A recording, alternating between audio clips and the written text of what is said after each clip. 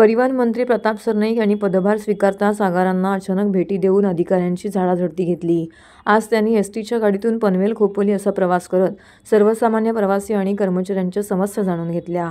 या प्रवासाबद्दल बोलताना सरनाईक म्हणाले, पनवेल ते खोपोली एसटीने प्रवास करतानाचा आजचा अनुभव मनाला स्पर्शून गेला।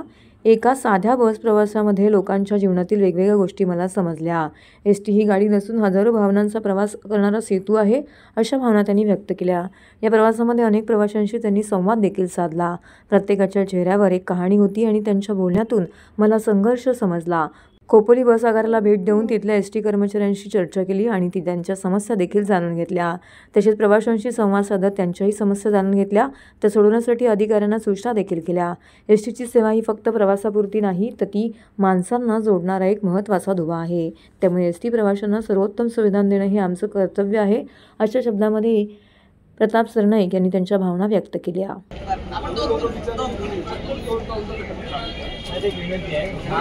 बाबतीत बोलतो 15 रुपयाची जी बॉटल आहे ती काही ठिकाणी 20-20 रुपयाला चार्ज करतात। पिंपरी चिंचवड डेपोला हे नाथ सरकारने दिले 15 रुपयाच्या 20-20 रुपये चार्जेस घेतात आणि आरेरावी करतात।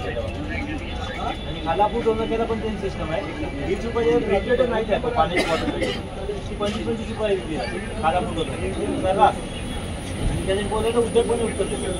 खूप साऱ्या गोष्टी महाराष्ट्रामध्ये अवस्था अतिशय दारूणच आहे।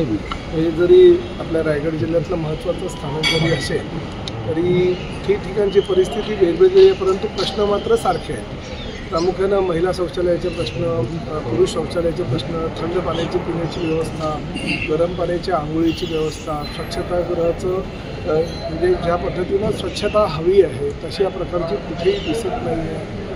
अनेक प्रश्न ह्या प्रवाशांचे सुद्धा मी ऐकलेले आहेत, कर्मचाऱ्यांचे सुद्धा ऐकलेले आहेत। त्यामुळे सिमिलर परिस्थिती प्रत्येक ठिकाणी आहे, परंतु हा म्हणजे मी आल्यानंतर आश्चर्यचकित झालो की अतिशय मोक्याच्या ठिकाणी जवळजवळ 36,000 मीटरची जागा आपली ही आहे।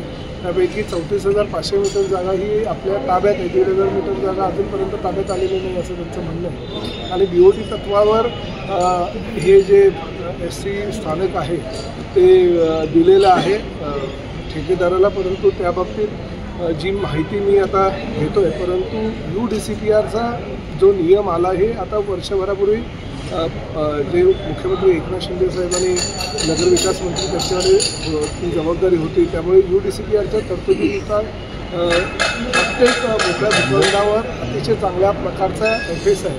म्हणजे काही ठिकाणी तर डीलर तो वापरू शकत नाही एवढा FS दिला जातो।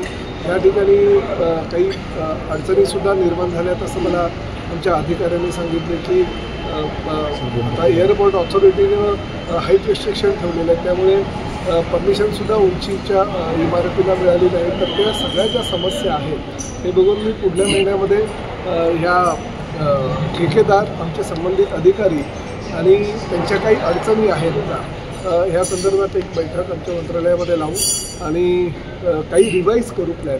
कारण जुने जे प्लॅन झालेले आहेत ते मला कुठल्याही प्रकारे माझ्या बुद्धीला न पटणारे प्लॅन आहेत। म्हणजे बऱ्याच ठिकाणी परिवहनचा फायदा कमी, परंतु ठेकेदार किंवा बिल्डरांचा फायदा जास्त, अशा प्रकारचे ते प्लॅनिंग केलेले आहे। तशी परिस्थिती इथे तर नाही ना, हे सुद्धा मला बघावं लागणार आहे।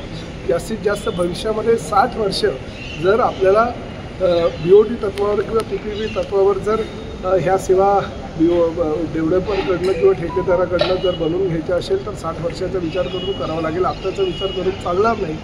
मी अधिकाऱ्यांना ही सुद्धा माहिती आता दिलेली आहे की जरी BOTवर ठेकेदारात दिलं असेल तरी लोकांच्या ज्या सुविधा म्हणजे पिण्याचं पाणी, प्रत्येकजण काय बिस्लरी विकत घेऊ शकत नाही, मिनरल वॉटरची बॉटल तो विकत घेऊ शकत नाही। त्यामुळे त्यांना थंड पिण्याचं पाणी, आमचे जे एसटी कर्मचारी नाईट शिफ्ट करतात त्यांना आंघोळीसाठी किमान गरम पाण्याची व्यवस्था, त्यांना व्यवस्थित झोपायला गादी किंवा बंक बेड, उशा, चादर, ह्या गोष्टी, पंखे, लाईट, ह्या गोष्टी सामान्य प्रश्न आहेत। ते काही मोठेही नाही आहेत की लगेच करू शकणारे असे प्रश्न आहेत, ते आधी द्या।